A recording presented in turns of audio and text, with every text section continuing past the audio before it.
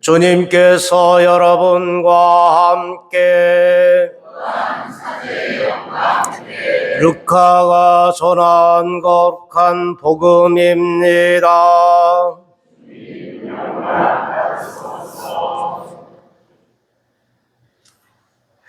주간 첫날 바로 그날 예수님의 제자들 가운데 두 사람이 예루살렘에서 예순 스타디온 떨어진 엠마오라는 마을로 가고 있었다.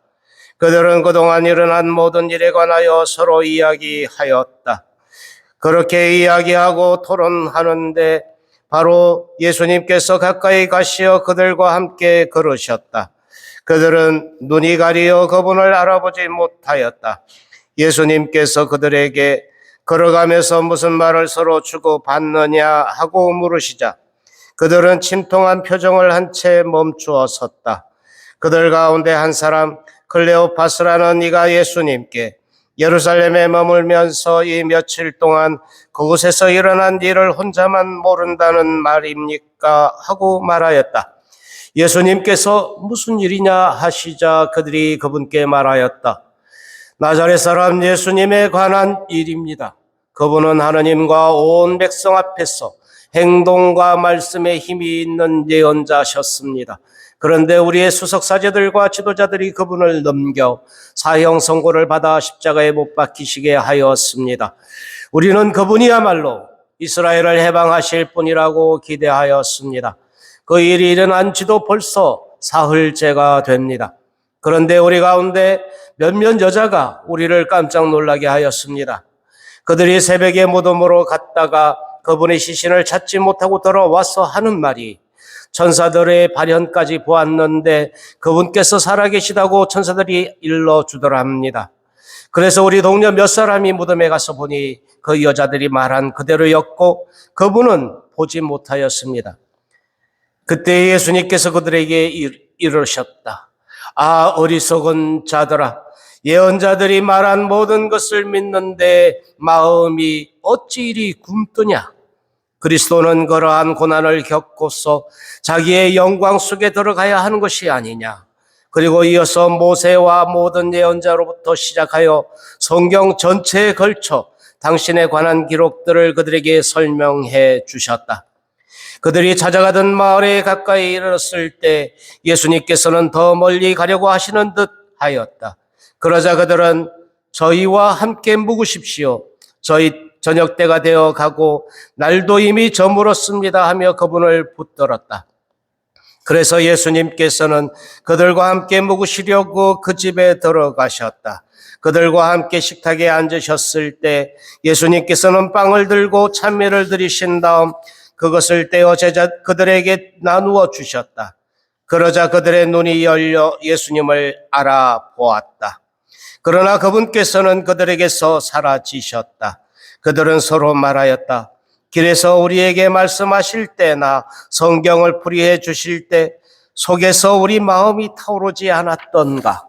그들이 곧바로 일어나 예루살렘으로 돌아가 보니 11 제자와 동료들이 모여 정녕 주님께서 되살아나시어 시몬에게 나타나셨다 하고 말하고 있었다. 그들도 길에서 겪은 일과 빵을 떼실 때 그분을 알아보게 된 일을 이야기해 주었다. 주님의 말씀입니다.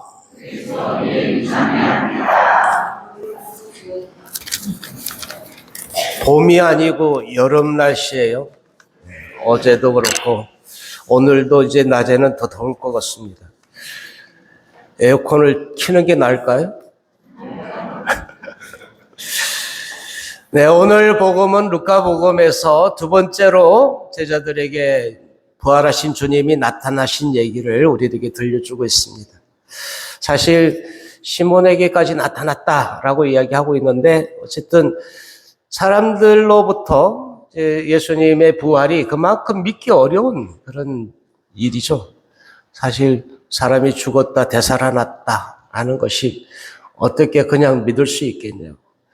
이 엠마오로 가는 이 제자들은 그 얘기를 분명히 들었는데도 주님이 되살아났다, 천사들이 그렇게 일러줬다, 이 황당한 얘기를 듣고 그냥 에이, 죽은 건 죽은 거지. 그러고 이제 낙담하면서 자신의 집으로, 고향으로 돌아가고 있는 그 상태입니다.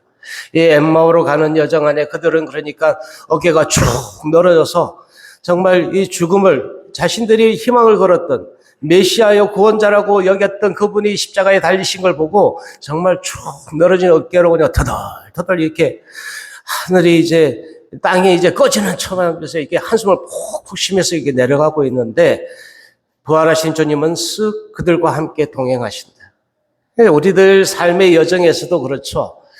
정말 낙담하고 있을 때, 실망하고 있을 때, 정말 힘이 안 나고 아무런 빛이 안 보일 때, 그때 주님은 그렇게 우리들에게 쓱 다가오신다는 거예요.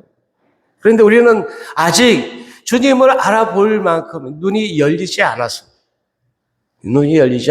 그냥 우리들이 있는 하소연들을 다 하는 거예요.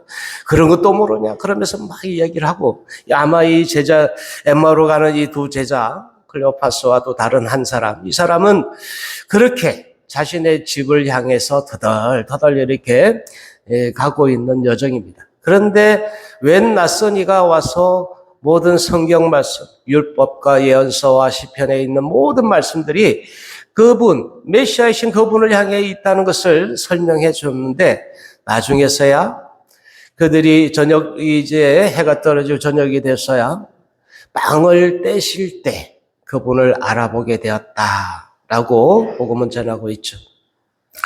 우리도 마음의 눈이 열려야 바라볼 때 이제 볼 수 있는 그런 경우도 많아요.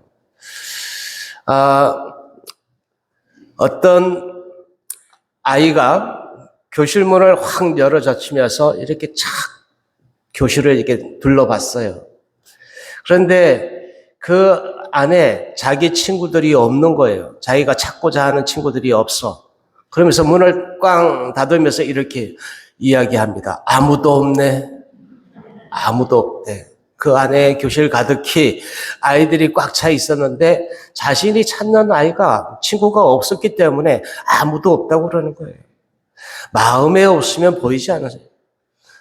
마음의 눈으로 보지 않으면 볼 수 없는 그런 것도 있죠. 봄이라는 것, 우리가 이제 스프링이라고 그랬는데 정말 이 생기를 주는, 국어 사전에는 이제 생기, 활력 이런 뜻으로 탄성, 이제 활기, 정말 용수철처럼 탕 튕겨오르는 어떤 그런 것을 의미한다. 이제 봄은 스프링이라 그래서 얘기를 하는데, 그런데 국어학자들 중에는 이렇게 해석하는 사람도 있습니다. 봄은 바라봄, 싱잉이다. 본다에서 이 봄이 왔다. 이렇게 해석하는 분도 계시더라고요. 그런데 우리가 본다라고 할 때 그 보는 것, 이게 굉장히 다양하죠. 우리가 입어본다, 먹어본다, 만져본다, 맡아본다, 들어본다, 느껴본다. 이게 다 본다예요. 그러니까 본다는 게 육안으로만, 시력으로만 바라보는 것을 의미하지 않는다는 거예요. 마음으로 본다고 그러잖아요. 영으로 본다고 그러잖아요. 영안이라고 해요. 그러니까 제대로 보려면 그것이 열려야 깨달음을 얻고 제대로 볼 수 있다는 것이죠. 근데 마음 없이 바라보면 봐도 못 봐. 예? 마음 없이 보면. 보고 있는데 썰렁한 얘기로 엄마들이 아빠한테, 이제 신랑한테 애를 좀 보라 그러면 보고 있어. 애를 좀 보라. 그런 의미가 아니잖아. 애를 좀 보라 그러면 전체적인 부분 보고 케어를 해야 되는데, 애 좀 봐 그러면 애 보고 있다니까. 제대로 보는 것. 우리도 이제 우리의 믿음 안에서 제대로 본다는 게 뭘까? 이것을 이제 함께 보면 좋겠다. 그런 뜻에서 봄, 스프링이 아닌 또 다른 의미의 싱잉이 우리들에게 필요한 것이 아닌가. 그런 뜻에서 봄은 우리들에게 오히려 제대로 볼 수 있는 싱잉을 가져라고 우리들에게 주어진 시간, 기회들이라고 이렇게 볼 수도 있지 않겠냐. 맞대잖아. 오늘 복음 안에도 이 엠마오로 가는 제자들은 아직 눈이 열리지 않아서 쓱 다가오신 주님을, 부활하신 주님을 알아보지 못합니다. 그러나 빵을 떼실 때야 눈이 열려서 그분을 알아보게 되었다. 우리들 마음의 눈이 열리는 것, 우리의 영안이 열리는 것, 그래서 제대로 된 보험을 할 수 있는 것, 깨달음을 얻을 수 있는 것, 이것이 우리들에겐 또 다른 의미의 축복이고, 그래서 주어지는 이 봄, 스프링에서 싱잉으로 나아가는 계절, 우리들이 무언가 보아야 하는 그 각성회로 나아가는 이 시간으로 우리는 초대된 것을 함께 기뻐할 수 있으면 좋겠습니다. 구약에서부터 시작해서 모든 예언서가, 모든 말씀이 이분 그리스도를 통하여 이루어진다는 것을 보게 만들어주는 거예요. 그래서 그것을 보게 만들어주시고 또 보게 된, 그래서 봤던 그 제자들처럼 우리들에게도 제대로 된 것을 볼 수 있게 또 보게 되게 만들어주시지 않겠는가 생각합니다. 사도 베드로는 사도행전 3장에 이렇게 말씀하십니다. 하느님께서는 그분을 죽은 자들 가운데서 살리셨습니다. 우리는 다 그 목격자들입니다. 주님을 만난 사람, 주님을 본 사람. 몸의 등불은 눈이다, 이런 말도 있습니다. 그래서 루카복음 11장에는 이렇게 말씀하시죠. 내 눈이 성하면 온몸이 밝을 것이며 내 눈이 병들었으면 온몸이 어두울 것이다. 내가 어떤 눈으로 바라보느냐, 어떤 눈으로 세상을 바라보느냐에 따라서 전혀 다른 삶의 운명을 살아갈 수 있다. 나는 어떤 삶을 살아갈 것인가, 어떤 눈으로 바라볼 것이냐가 귀결짓는다고 볼 수도 있습니다. 참으로 볼 수 있는 것, 이것은 축복입니다.